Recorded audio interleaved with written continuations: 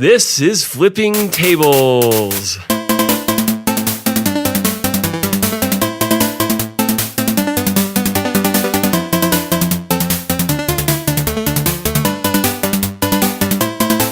Welcome to Flipping Tables, a podcast about technology, gaming, and culture. I'm one of your hosts, Mike Edwards. I'm the other host, David Lyons. And when I just said "and culture," I thought I said "and Coulter," and No. that's not one of the things this show is about. This is firmly not about Ann Coulter. It's good to be back. It's only been a week, not any longer than any other gap, but it's good to be back. A lot happened in the past week, and a little follow-up first. Yeah, that's the way more important part. Friend of the show who goes by the handle Echolocks, Matt Duncan, who's been on a couple of shows and was our correspondent at Gamescom a couple episodes back. Still, that conference name, just like it hits my earroll. QCon. Finished his Wii U Link outfit, and it's really cool. He finished not just the costume part, but a bow. And there's a nice, majestic picture we'll share of him in the street pretending to fire the bow off. And, you know, when I was in college, we were really big on costume parties. And I always felt like we really put in, like, a solid effort. And then I see stuff that he's made to cosplay at cons, and I'm like, oh, no, I basically had a children's Halloween costume. Because, I mean, he does wigs and contacts, and, I mean, he made a weapon. Sewed things. Yeah, there's no competition at all. So it's like, I was in a costume. He is disguised as Link. It's ridiculous. And he got to play Hyrule Warriors finally. Yeah, the Nintendo branded Dynasty Warriors. Which he was like, eh.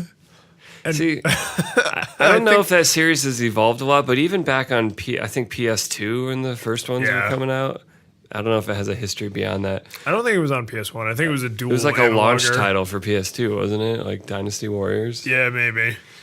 Well, anyway, it always looked like a pretty brainless hack and slash game. Like maybe satisfying, but kind of brainless. Like, yeah, I mean it's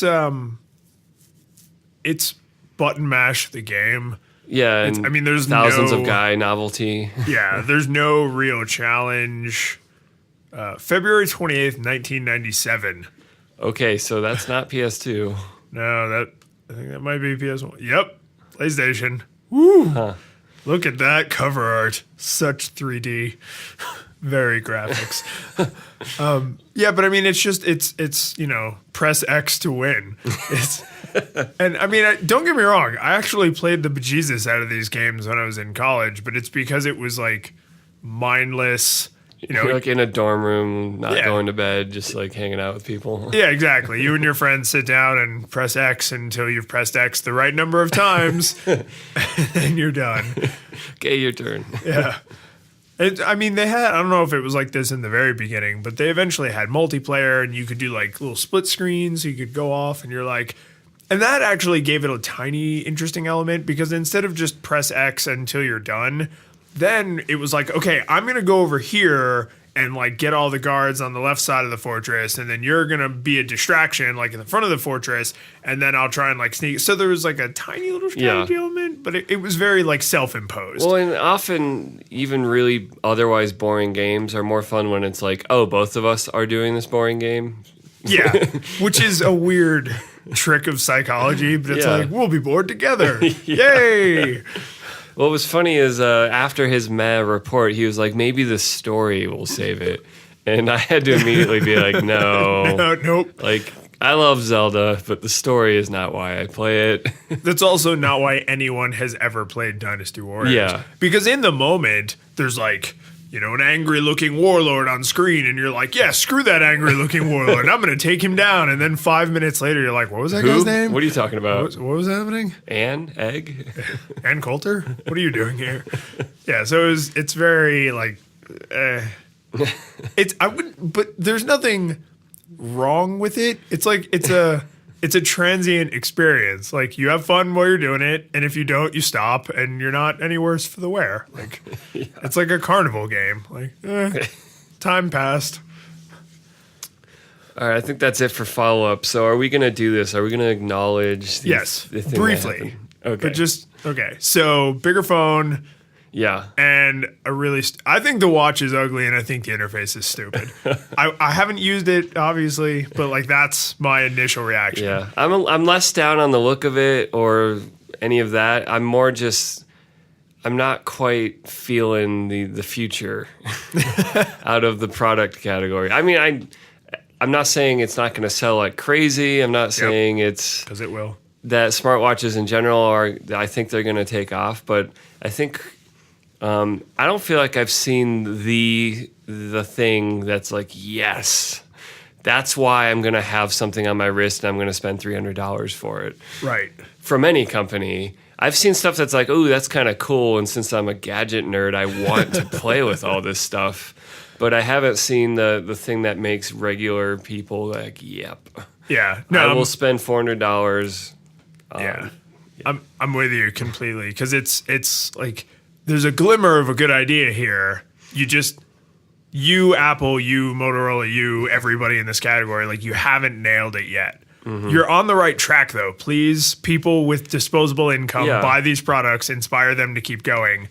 But it's just like, And I mean, we can speculate like Internet of Things, two-factor auth, home automation, like all this stuff. There's cool stuff coming. There's lots of imagination out around the space, but I haven't seen anyone like show it yet. Yeah, and I have to say, so I had talked previously that I really wanted a Moto 360, and I really still do in principle, but I'm not going to get one for the same reason I think all those things you just listed can't happen yet. Battery life. Yeah. Because if you are using your watch's two-factor auth to like log into your desktop and you sit down at your computer and you're like, crap, my watch is dead. Like you can't do that. You can't have a key that runs out of battery power at like random intervals. You can't control everything in your home if it's like, oh, I'll just unlock my front door and oh, my key is out of battery. I guess I'm locked out for the night. So, and then if you have to have all these like fail-safe backups, then you haven't really increased your convenience. Yeah. So I was super stoked for the 360. It didn't help that I shattered my phone and had to spend money buying a new phone, but the early reports are that the battery life is not great. I think the point of contrast we were chatting about yesterday is when the iPhone got announced or some of the other first touchscreen devices, even though they had limitations, like the interfaces were laggy, there were no app stores, the iPhone didn't even have 3G or cut and copy and paste or any of this. You still, when you saw it, you were like, that's the future. Yep. I want it. Yep. And like, maybe I won't spend $600 on contract for it, but after the price comes down, yes, I know I'm getting one of those. Yeah. And in their defense, when the iPad came out, I was one of the people who was like, it's a big phone. That's dumb. And then I used a tablet and I was like, oh, no, okay. All right. Well, that's the tone of voice where people go, oh, it's a big phone. Yeah. Oh, neat. Yeah. But to be fair, at the time, phones were 3.5 inches.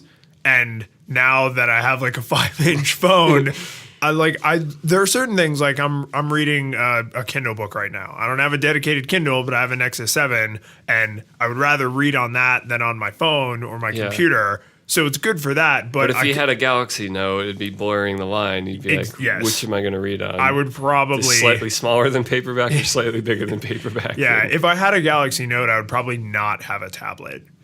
Or I would just never, ever, ever reach for it, except for like maybe a game.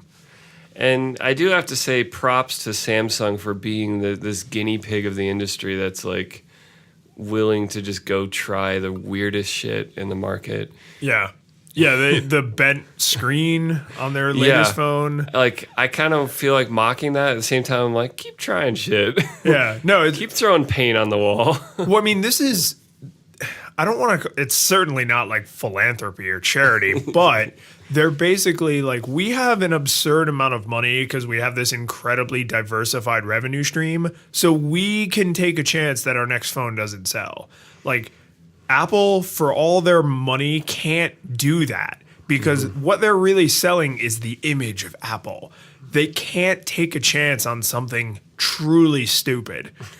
I mean, they just can't. They have to do it internally and hope they know it's stupid. Before it gets out. Yeah, whereas Samsung can be like, oh, you don't like that phone? We have 100 others to choose from. pick the one that suits you, and it's been working pretty well for them. So like we kind of need both. We need tastemakers. So now NFC is acceptable because Apple said it is. Thank you, Tim. But we also need people who are like experimenters and tinkerers. And unfortunately, both of those things require a huge amount of clout and money. Yeah. So, The NFC thing's interesting because not technologically, it's been around forever and it's been on nothing special. But I think this is something where even comparing Apple Pay and Google Wallet, like they're doing very similar things. Google doesn't store your credit card. It's like a hash of it. Right. There's like single-use tokens that get dispensed when you pay for something. So even if someone intercepted that number, they couldn't use it again. So all those things are like at parity. And I think this is where Google's diversified phone market actually hurts is they can't get it in every single phone just by saying, yup, we are a platform of this now. And so then it's left to like carriers that fight much smaller. It's like HTC isn't as big as Apple or even Samsung to be like, we want NFC payments. And AT&T and Verizon are like, we won't sell your phone. Yep. And Google could do the like, well, now if you want to be a with Google phone, you have to include NFC, but then it's like now we're saying that the phone has to be more expensive and have certain hardware, and then how does that apply to like their new Android One initiative, which is cheaper phones? So it's like it becomes this huge. So how much of their leverage do they? So that's what's interesting to me is not the technology, but that Apple, because of their shape of their business, can just be like boom, rolling it out. Yep. Yeah. So now all I mean, they can't go back because it's hardware based. Yeah. So they can't add it to the earlier iPhones, but right, of course, a lot of their people will upgrade. Yeah. And more, the market will respond as though more people have it than actually have it, just to be like, look, we could take Apple Pay. And it's like, cool, that means you can also take Google Wallet. Yeah, it'll benefit Google if Apple can get everyone to change.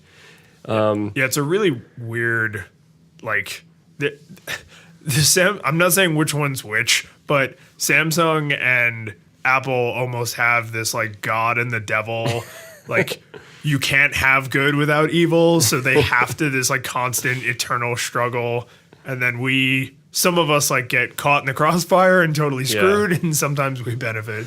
Well, I was reading about it because like there's all this debate of like some of the phone manufacturers are like, we'll put a secure enclave on the phone, like there'll be this dedicated chip that encrypts this stuff, but then the carriers are like, no, we want it on the SIM card. Yeah, which I didn't realize that a lot of SIM cards are like NFC-enabled SIM cards. And so, this apparently became this unwinnable battle of people not willing to give in, and so that's why, like... Do you know why the carriers want it on the SIM? Because they want to negotiate with banks and get a cut of being part of the value chain or being... I see. Or trying to argue that they're part of the value chain of making payments more secure. Right. Whereas in reality, it would probably be way more secure for it to just be on the phone, hardware encryption. I think that's what Tim Cook was mocking on stage when he said, like, everyone else is trying to set up their business model. We just want to make this easier for people to pay. Yeah, through our business model. Yeah. So that, without at risk of repeating myself, that's about all I have to say about the Apple event. Although there was one other thing that happened. Yeah, might as well deal with it now. I feel like this is the right time. So apparently a lot of young people don't know who U2 is, which I kind of envy them for because I'm not really a huge fan of U2's music. And turns out a lot of people are not fans of their music because what did Apple do at the end of their event? They shoved the new U2 album onto, I guess, the account of anyone who has an iTunes account. They added it to your list of purchased albums. And then what got a lot of people confused is a lot of people have the setting where music you've purchased gets automatically downloaded. Right. And so people, rightfully perceiving, felt like the album was put in their face and not just like, hey, if you want this, take it. It was more like, this is now part of your library. You now like U2. And I think on this side of the fence, I hope Apple and U2 are both like, yeah, that was a really bad idea. This has backfired. Well, I just love that people are calling it the U2 hack, like as if U2 like kicked in their iTunes door and was like shoving their iTunes music down their throats. Yeah, so for me, it's a mix of like people willing to complain about anything, including free stuff they don't have to use. Yeah. At the same time, Apple and YouTube deserving mockery for the embarrassing PR disaster this has become. Yeah, especially because I think probably half of the staff, like the higher C-level people at Apple, have at one time or another said on record, like, to bash Google, like, we don't make a living off of your personal data. You buy the device, and then your device is your device, right up until we strike $100 million deal with you two, and then it's kind of our device. And they've actually had stuff like this happen before. God, it feels like forever ago now, but you remember when there was everyone was freaking out because they were like, oh my God, Apple can remotely wipe people's devices? Mm-hmm. Like, yeah, of course they can. I'm not saying they should have that power, but like, you're surprised? Like, yeah. I don't think there's anyone in the phone business that can't do that. No.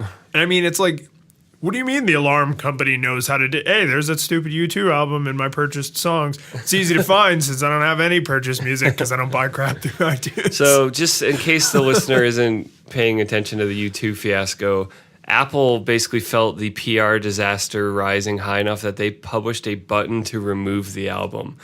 And just like how much of a, like, that is a retreat. Yeah, like, no, that's a full-on, like, and the fake Johnny Ive Twitter account said something like, we reinvented removing music you didn't buy from your phone. I was like, yep. Yeah. And then a lot of people were like, here's the tool Apple released to mitigate the U2 hack. And it was just, like, when I first saw that, like, it honestly, the joke went over my head. And then, like, I pressed on the link and it took me to, the Apple page to remove it. And I was like, oh, I get it. Oh, that's funny. Yeah. At the same time, I mean, I feel like as a marketing move, this deserves all the criticism that is being leveled on it. But there's this whole other set of, I don't know, like U2 haters that I are kind of bothering me. Like I read this New Yorker review that was just, I don't know, it just seemed really mean-spirited. And they were just reviewing the album. Well, yeah, a lot of people were like, oh, U2 has obviously lost their edge, and this is the only way they can get anyone to listen to their music. Yeah, and this one did like a blow-by-blow like review of the song. And I'm not like I don't care for U2's music that much, so I don't know. It just seems like some people just get off on like hating U2, and maybe it's Bono and his sunglasses, or the fact that someone calls themselves The Edge in the band. Like, I get it, they're kind of a magnet for attention, and that makes people love you and hate you. Yeah, but that's also why they're all filthy rich millionaires who've been making music for like decades. Yeah. So, they're doing something that somebody likes. Yeah. But in summary, this is really mostly just a PR embarrassment and not anything else. Oh yeah, that's all it is. But I think it's an interesting opportunity to examine. I know iTunes as a software is like a giant catastrophe, but just imagine if at the end of the announcement, Tim Cook had just said, the next time you open iTunes, you'll be presented with an option to download this new U2 album completely free. And then when you logged into iTunes, there was like a download now for free button and a, don't remind me again button. Yeah. Then everyone would have just been like, oh, okay. Because then it's like, it's a gift that I feel like they would have avoided all of this. Yeah, 100%. Because then it's like it's opt in, not opt out. Yeah. And as we know, generally people hate opt out. This is a very high profile failure of opt out. Yeah. So it's just there are easy established technology patterns around this kind of problem. And I can imagine like Tim Cook and other people high up kind of leaning back and being like, oh, this does look like a massive invasion of privacy. I had not looked at it that way. Like, I think this was an honest mistake. It feels like it. Yeah, this was a completely honest mistake. Just like if you order food for somebody and they're like, why do you think I would want this? It's like, oh, I just thought you liked hamburgers. I didn't realize you were allergic to mayonnaise. I'm sorry. So, yeah, it's a funny mistake, but I think it was an honest mistake. But this is the last question for this is it still not worse than ping? Nothing is worse than ping. And if you, dear listener, if you don't remember what Apple's ping was. No, the phrase you were looking for is, since you certainly don't remember what Apple's I know ping Apple was. would like you not to remember what ping was. Oh, God, ping. So I think you, yesterday, you found another horrifically catastrophic PR mistake. And this one, I don't feel like this was an honest mistake. I feel like this was someone inside knew exactly what they were doing and tricked other people into making this mistake. So tell me about this. So Urban Outfitters decided it was a good idea to sell commemorative Kent State shooting T-shirts that had fake blood stains on them. Yeah, which I don't think the listing said that it was commemorating the shooting. Yeah, I'm just being generous. Yeah, so it's really just a picture or the Kent State logo, and the sweater looks like it has blood stains on it, which Where to begin? well, I'm just trying to think. So let's say you're an executive at Urban Outfitters, and I come to you and I'm like, I'm just going to pick Florida State because that's where I went to university. So I come to you and I'm like, hey, I designed this Florida State sweater. We got the licensing rights to their logo so that we can put it on, and I'm going to put a blood stain on the bottom. Like, wouldn't you ask why? Yeah. Like, because even if you don't, I mean, Kent State happened in the late 70s, Yeah. I think. So, I mean, if you're young or you don't follow that kind of thing, like maybe you genuinely don't know that this happened. I mean, I don't even really know the details. I only have like a loose idea of what happened, but I still know that this happened. Like Kent State had a famous tragic shooting. So even if I didn't know that, if one of my designers came to me and was like, we're going to release a sweater covered in fake blood, like I would ask follow-up questions. Is this a Halloween costume? Like, what is this? Is there some context where this makes sense? Yeah, I would And not probably... that fashion has to make sense, no, by no means, but No, but I feel like, unfortunately, there have been a high number of high-profile, horrible, tragic school shootings, in addition to all the other horrible, tragic shootings we've had in this country. If anyone told me they were going to release a product covered in blood that was anything besides like Halloween themed, yeah. I would probably do a cursory like, did that location ever have a horrible tragedy? Yeah. Maybe we should be Like, aware were of they that. going to follow this with the Columbine? Yeah. Yeah, it's the Columbine high school jersey. Like it's Or is it Newtown or just one of the... oh yeah, this is the problem. And the sad thing is there's you can so name many. almost any area in the United States, and in the last 50 years, they've probably had a horrible, tragic shooting. But this is, I don't, and I didn't read through their apology. What did they say? Were they just like, oh dude, our bad? I'm sorry you guys were offended. The non-apology. The political apology. It feels confused because like with the Apple thing, like I understand what they were trying to accomplish. They did do what it says. So here's the statement. Let me read this. Okay. Urban Outfitters sincerely apologizes for any offense our vintage Kent State sweatshirt may have caused. So they aren't even just admitting that it actually did offend people, which is empirically provable. Right. It was never our intention to allude to the tragic events that took place at Kent State in 1970. How does this... No, wait.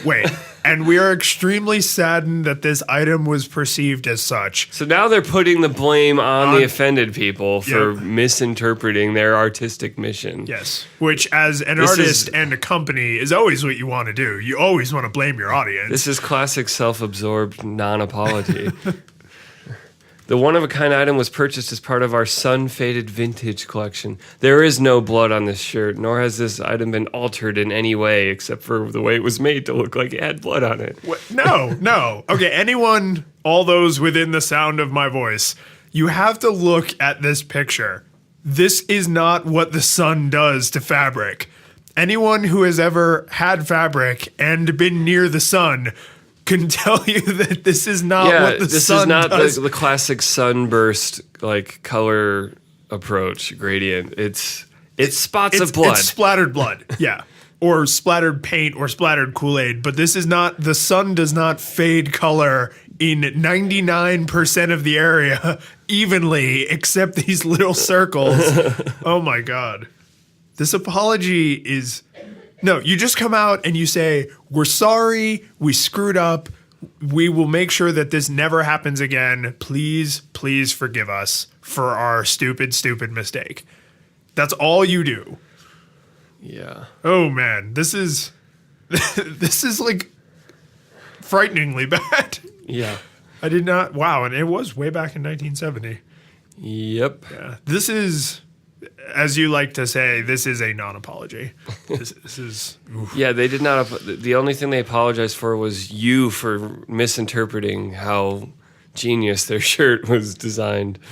So I think, and I'm not saying they should have thrown someone under the bus publicly, but chances are there's a small cabal of designers that are responsible. You mean people stealing other people's designs? Because Urban Outfitters has been caught doing that a lot. Yes. So there's a small cabal of thieves that are known for doing this within a company. You know, it's not like the Urban Outfitters is huge. I'm sure the president and CEO of the company doesn't approve every single design before it goes on the rack.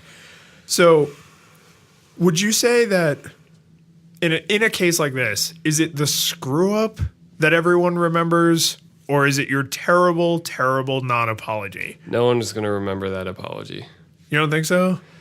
Because I would They're feel going to like, remember, oh, Urban Outfitters is crazy. They were selling a blood-stained Kent State shirt. do you think that the mistake is more cemented by a bad apology? Because I feel like the bad apology is like, oh, so you gave me a shit cake and then you put shit frosting on it with your terrible apology. Like the shit cake wasn't enough? I mean, I do think, obviously, Shia LaBeouf got into trouble with his apology, so it can make things worse. This is, other than just not really being an apology, it's pretty bland. I don't see it cementing this. But yeah, it's not like they said, like, big deal, so some students got shot. Like that. Yeah. That would have been pretty bad. But you can always make things worse.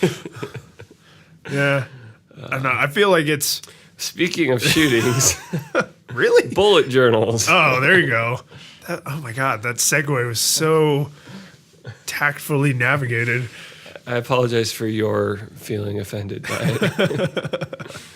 So this, I'm thinking about backing them. Did you back them? No. Okay. I'm more just thinking about getting a $6 line journal and trying it. Okay. So what is bullet journaling? How does it work? Why would I shoot my journal? So let me just preface by no journaling system has ever worked for me.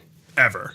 Like, I just don't stick with it. Like, do you get like the New Year's bug? You're like, this year I'm gonna journal. I'm gonna Evernote. I'm gonna Google Keep. I'm gonna whatever. And then it's just like I write a few tasks. They're tasks that I did months ago that I didn't check off. There's weeks and weeks of stuff I got done without writing it down, and it starts to feel like, the time it takes me to write this down, it's not going to be... Right, when I could just do it. Yeah. Or I know there's all sorts of psychological issues, but... And this may just be yet another notch in the belt of, Mike, you just aren't made to track your tasks. You just need to make stuff. But I guess the one system that has been working for me is Inbox Zero. So if it's something that I interact with through email... My inbox will be my task list. I will get it done. It will go out of my task list. So that works. That's one thing I can cling to. Little victory. So with all that annoying preface, bullet journaling it's basically a simple note-taking system with a couple different shortcuts to help signify different kinds of tasks, reminders, and events that you want to keep in your mind and get done and track and make sure...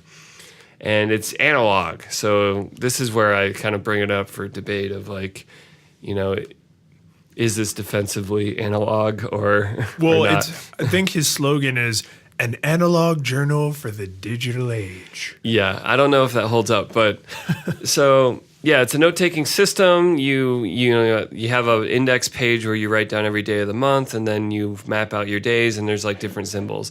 There's a video. Go watch the video. It explains itself very well.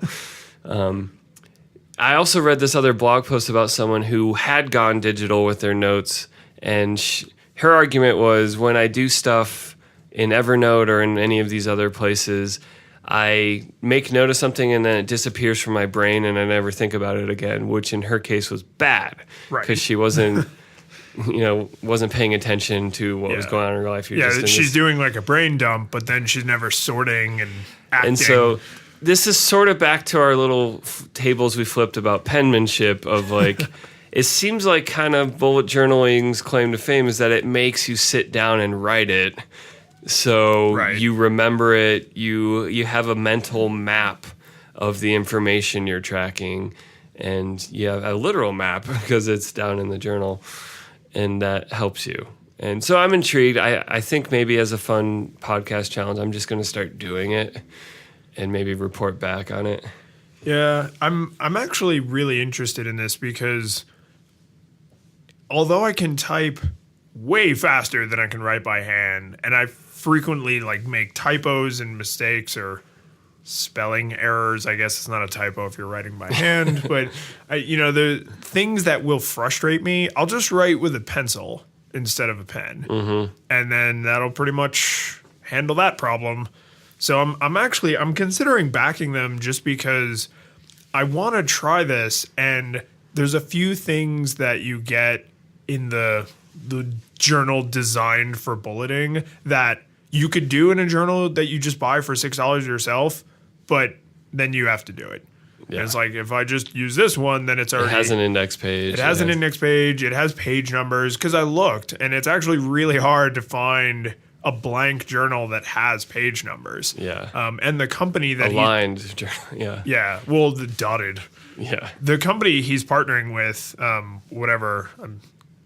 whoever, but he partnered with some company to produce these gifts for backers, and I looked, and their products are actually like, he's not upcharging their product, and if you factor in shipping, then he's really not upcharging their product. So that's cool, because it's like, well, if it's a $5 journal and the backers at $25 get it, then you're kind of screwing us. But it's a $23 journal and the $25 backers get it, and that includes shipping. It's like, okay, then you're just pushing their product. You're not directly profiting. He'll probably split the money with the company or something. They get some money, he gets money toward his project, whatever. I think some of the appeal to me is it's dovetailing with we're reading this book for work about the psychology behind influence and controlling people, basically. And there's lots of evil car salesman examples. But one of the interesting things in this book that came up was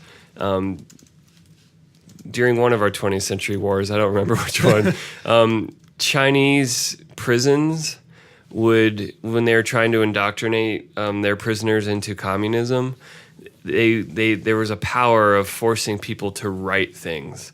Like, if they couldn't get people to renounce their capitalism or, say these certain tenets of communism, like, they would say, well, just write it down and just copy this. And it's like, well, I'm not claiming anything. I'm just copying what they did so I don't get beaten. And it turns out that there's a psychological power to having written something, because you can't deny that you wrote it. Right. They can show it to you over and over. They can show it to other people. And just the mere fact that you're writing it, like, it just, all these things actually change the way you view yourself. Right. And so that's a very negative example of, like, indoctrinating people. A little bit. A little bit negative. But if it's self-indoctrination. Can I positively inception myself into being more diligent about the hobbies I want to excel at? Right. Like, I want to do more programming more regularly. I want to practice guitar, whatever it is. And by tracking and writing it, maybe, I don't know. Well, and I didn't get a chance to put this in the rundown, but this kind of, I'm gonna say it, this kind of dovetails with this other thing that I've been thinking about recently with like maintaining a record of what you do versus like things happened and I know that they happened, or maybe I forgot that they happened, but they did happen. And what I mean by that is, in the case of journaling, because I actually have a whole other thing about the indie web we'll talk about some other time, but in the case of journaling, it's like if you say like you spend all this time journaling and then you fill it up or you're done writing in that particular journal and then like you lose it. That doesn't undo those things. Like if every day you keep terrible notes and your records are horrible and your task list is all screwed up, but by virtue of doing that activity, it's making you happier or more productive or both or whatever, then like, does the record need to be accurate or does it just need to be an effective outcome? And I struggle with that it's because kind of a like, placebo sometimes. Yeah, because as a technology person, I have this like, well, I don't know what data I'm going to need later, so I'll just keep it all. And then, later I can munch through it, which is part of the reason I've always been a big fan of doing things digitally, because then I can programmatically munch through it, whereas with analog stuff, you can't do that. You'd have to then transfer it first. And if I'm honest with myself, I never do that. Like, I don't go back through old records and like sort them and run analytics against them. Like, I just don't. Maybe I would benefit if I did, but I don't care that much, I guess. Unless there was a definite benefit or something of real interest to me, then I've never done it. I have gone back through old crap exactly 0 times.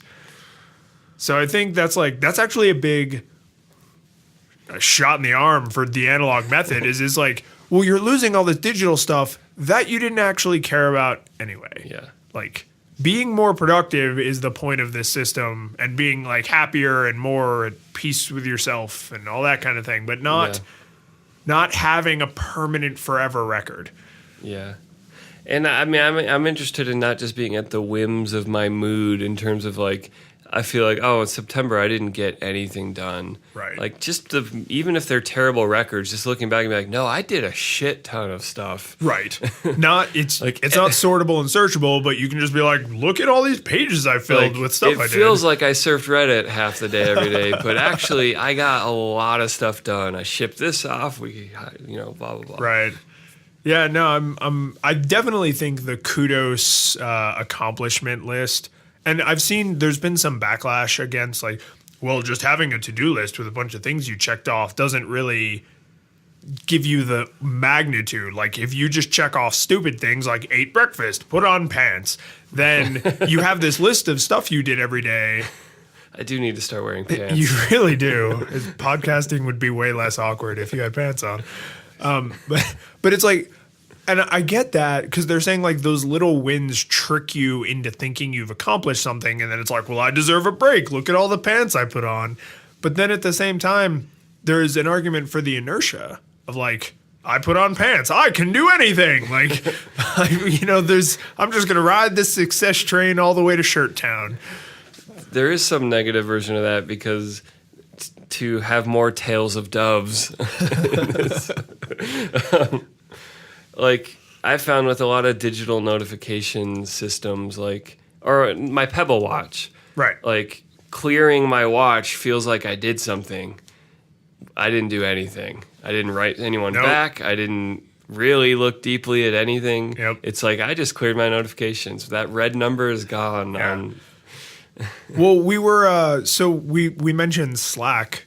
And one of our coworkers said that it's been difficult for them to get used to not reading every single post that goes into the chat. Because, I mean, that's just how chat has always worked. Yeah. If there's 10 unread messages, you have 10 messages to read.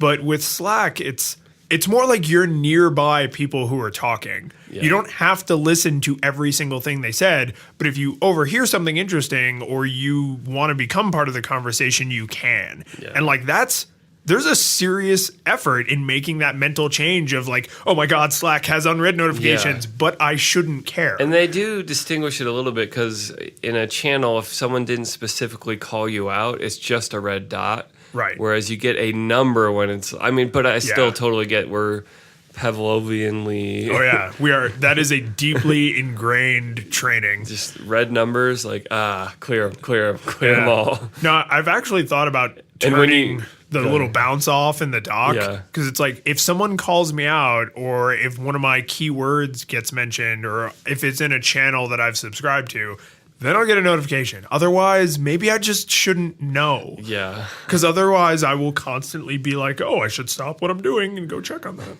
But every once in a while you meet one of those people and you see their phone and they have like 486 unread email messages. And I'm like, Yeah. And there's no reason that it has to be bad. Like, they didn't read all their spam. Who cares? That's fine. Yeah. No, that compulsion to like, hey, you know you have notifications, you should clear those. You want me to show you how you clear those? It's really easy to clear those. Here's how you clear those. Yeah. I have not regretted turning down notifications on most things. Yeah. In fact, when I set up my new phone recently, and some of the things were still on like full bother you mode, for the first couple days, I was like, my phone never shuts the hell up. And then I realized like, okay, these are default settings that I had changed and toned way down. Yeah. Okay, everything's gonna be fine. So did you get a chance to look at Oppo? No, I tell us about Oppo. No idea if I'm pronouncing that right. It might be Opio, but it's Opio. oh god, it could be Opio. So Oh, there's a generic non-iPad on there. yeah, you like that the stock frame. Okay, this just from my first glance, this looks very programmery. Yes, that is probably a really good way to describe it. So there's actually a couple of companies that are doing almost this exact same thing. I strongly suspect this method is too rudimentary to truly copyright. So it's all in the implementation. So here's what Oppi, whatever. Here's how it works. It's for taking meeting notes or messaging in like a business context, and you structure your messages or your notes in at who should bang do hash what. So It's like writing learning objectives. yeah, in case you're firmly an American, a bang is an exclamation point and a hash is the pound sign. So by structuring all of your notes that way in like a meeting, and this in Europe it's bangers and hash. Exactly. Yep. Yeah. Big popular dish in England. So this Sorry for that. Opio or whatever is they use this method for messaging, and then there's another one I'm afraid I can't remember the name, and it's specifically for meeting notes. But the point is, you never have to guess like, oh well, who was supposed to do this thing. So it's like I could put, I'm in a meeting and I could say at Mike should bang call hash, our big vendor. And then it's like, there's no question about who should be doing what. And then I should bang call. you should. It sounds really stupid when you say it out loud, but such is the restriction of the audio medium. So if it took off and actually became, it is so programmery. It is. That it would really work well with Google Now or Siri or any of these voice dictation, because you would just be like, and it would feed into the system very easily. Yeah, and I mean, this is not meant to be spoken because it sounds ridiculously stupid when I say it out loud, but this way, like, you can quickly sort because you're putting the at sign, the bang, and the hash before specific types. Before specific types of words, you can search on them really easily. So, like, I can find all of Mike's tasks or all of the tasks related to a specific vendor, specific type of action. And I actually sat in a meeting the other day and took notes this way. And at the end, I was like, oh, I have this really concise list of what I need to do and what this other person said they were going to do. Yeah. So I was able to follow up with that other person after and be like, you said you were going to do A, B, and C. Did you do it? Because you said you were. And they were like, oh, no, I forgot. And that's a small single example. But I was like, if I didn't have these notes, I wouldn't have these definitive I do like the simple syntax, because there's a tendency for certain organizations to obsess with project management and like making it very complicated. And this is like, no, someone's supposed to do this, and here's, a tiny bit of context. Right. But the actual meat of what that context is something you were supposed to already know as being involved in this company. Yes. I suspect these would be largely useless to someone You else. wouldn't attach paragraphs to this. Yeah, but they're notes. the point of notes is that they're not full text. But I've seen, because their pitch is that it's like meeting minutes people will actually read. Right. And I'm like, no, that's a good pitch because meeting minutes are terrible. Yes. There are just random masses of paragraphs, like the ones I see. Well, meeting minutes tend to either be so little information as to be useless or so much information as to be like, well, Useless. just give me a recording. Yeah. Give me a Panopto recording. Yeah. So that's, A Windows Media streaming. I have to say, I do feel a little bad for Op.io or whatever. Op.io. Not because I don't know how to pronounce their company name, but because I'm not interested Because in they misinterpreted the Kent State blood shirt. Yes, and I am sorry for them. But I'm not really interested in using their product because it's really easy to ape their method, and I'm not trying to bring everybody else into this. Like, I'm not trying to convince you guys to do this with me, but I'm doing it, and it made my notes from that meeting more effective, so I'm going to keep trying it. Yeah. Maybe if it's like a huge runaway success, then I will say like, hey, other people. And then maybe that will drive me to a specific piece of software. But right now, like, if it doesn't get any better than this, that's fine. Like, I consider this a win. My notes were accurate. I got things done that day. Win. Win. Yeah. So I think we actually, did we just crash hardcore into the end of the rundown? Yeah, we Like, did. very unceremoniously. I mean, and we're almost at like a perfect, like, little block of time. Yeah, there's one more topic that I'd rather save for another time when we can Expand dive in. more. Oh yeah, you're right. I was scrolled. We have so much useful information in this document that I was looking at the wrong place. Well, especially because I didn't pull in this other article about this topic we're mysteriously talking. Like, it's like talking about someone as if they're not in the room right now. But This article is not in the room right now. So that will branch off into next time. It will dovetail into a future episode. So Mike, if people want to find these useful show notes, and please everyone go look at this Kent State sweater picture, because I would love to know if someone could tell me what besides blood or Kool-Aid or paint. They're playing the "we didn't know that interpretation was possible" card, and that's not. Yeah. No. This is not like, oh, the front of my car kind of looks like a face. It's like you're looking at the sweater for holes. Yeah, if you showed this to anyone, they would be like, hey, why is there blood on your shirt? Yes. No one would not ask that immediately. Yeah. So if anyone has some artful interpretations, I would super love to hear them. So to check out show notes, head to flippingtablespodcast.com/032. Also follow us on Twitter at flipping_tables or on Facebook at facebook.com/flippingtablespodcast. And is the Google Plus one /flipping tables or /flipping tables podcast? Flipping Tables Podcast, I'm almost positive. Awesome. You could just search for flipping tables and it'll come up. And then where can people find you personally, Mike? Go to pseudomichael.com for all things Michael Edwards. All the things. People can find me at Lyons in Beta, lyonsinbeta.com, all that. Lyons in Beta. There it Lions is. and Beta Malkovich. So this is, I think we're back on time next week too, right? So this is good. Yeah. We've had like a nice little streak of honest to God on time episodes. Mm-hmm. Let's keep it up. All right. See you next week. Bye-bye.